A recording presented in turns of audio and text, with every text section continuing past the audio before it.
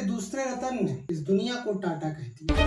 ये खबर हम कभी भी सुन सकते हैं क्योंकि दिल्ली की जंतर मंतर पर बैठा ये शख्स अपनी भूख हड़ताल तोड़ने का नाम नहीं ले रहा। ये शख्स उन लाखों स्टूडेंट्स के लिए अपनी जान दांव पे लगा दिया है जिसे वो खुद नहीं जानता।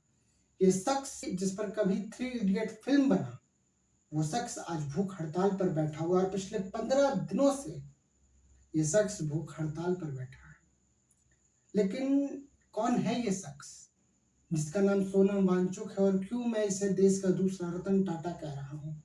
और सिर्फ मैं ही नहीं, देश के लाखों बच्चे इसे दूसरा रतन टाटा कह रहे हैं। आखिर क्या खासियत है इसमें? इसने क्यों सीजेपी ज्वाइन किया? ये क्यों भूख हड़ताल पर बैठकर अपनी जान दांव पे लगा रहा है?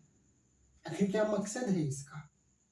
अगर आपको भी इन सारे सवालों के जवाब जानने हैं तो ज्यादा नहीं, सिर्फ 5 मिनट इस वीडियो को दीजिए। आपको इन सारे सवालों के जवाब आने वाले 5 मिनट में मिल जाएंगे। सोनम वांगचुक भारत का एक ऐसा साइंटिस्ट, इंजीनियर और एजुकेटर जिसने लद्दाख की तस्वीर बदल दी।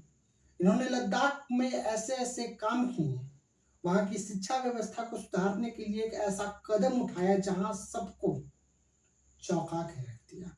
इन्होंने रटंत विद्या को हटाकर प्रैक्टिकल और अपने स्थानीय संस्कृति का इस्तेमाल करके वहाँ के बच्चों को एक अच्छी शिक्षा दिलवाने का काम किया। और इसके लिए इन्होंने एक स्कूल की स्थापना की जिसका नाम था सैकमॉल, यानी students education and cultural movement of Ladakh. इसका मकसद था कि बच्चों को सिर्फ रटंत विद्या वाला ज्ञान नहीं देकर प्रैक्टिकल और अपने कल्चरल से रिलेटेड ज्ञान देना। और इनके इसी काम को देखते हुए बॉलीवुड इनसे इतना इंस्पायर हुआ कि 3 इडियट फिल्म इन्हीं पर बेस्ड हो गई। और जो रेंचो का किरदार था वो इन्हीं से इंस्पायर हुआ था, जिसे आमिर खान ने निभाया था। साल 2009 में ये फिल्म इतनी हिट हुई जिसका कोई अंदाजा नहीं था। और अब आते हैं मेन सवाल पर कि इन्होंने सीजेपी क्यों ज्वाइन किया। इन्होंने सीजेपी को ज्वाइन करने का मकसद सिर्फ एक बताया है। पहला, नीट पेपर का शिकार हुए उन बच्चों को, परिवार वालों को 1 करोड़ का मुआवजा दिया जाए और साथ ही एजुकेशन मिनिस्टर धर्मेंद्र प्रधान अपने पद से इस्तीफा दें। अगर डेटा की माने तो सिर्फ धर्मेंद्र प्रधान के कार्यकाल में 70 से ज्यादा पेपर लीक हुए, चाहे वो कोई नेशनल लेवल का पेपर हो, चाहे नीट हो, एसएससी जीडी हो, जेईई मेंस हो, या फिर कोई भी नेशनल लेवल का पेपर हो, कोई भी स्टेट लेवल का पेपर हो, हर साल धर्मेंद्र प्रधान के कार्यकाल में कोई ना कोई पेपर लीक हुआ। और ये आंकड़ा इतना बड़ा है जिसे हम सोच भी नहीं सकते।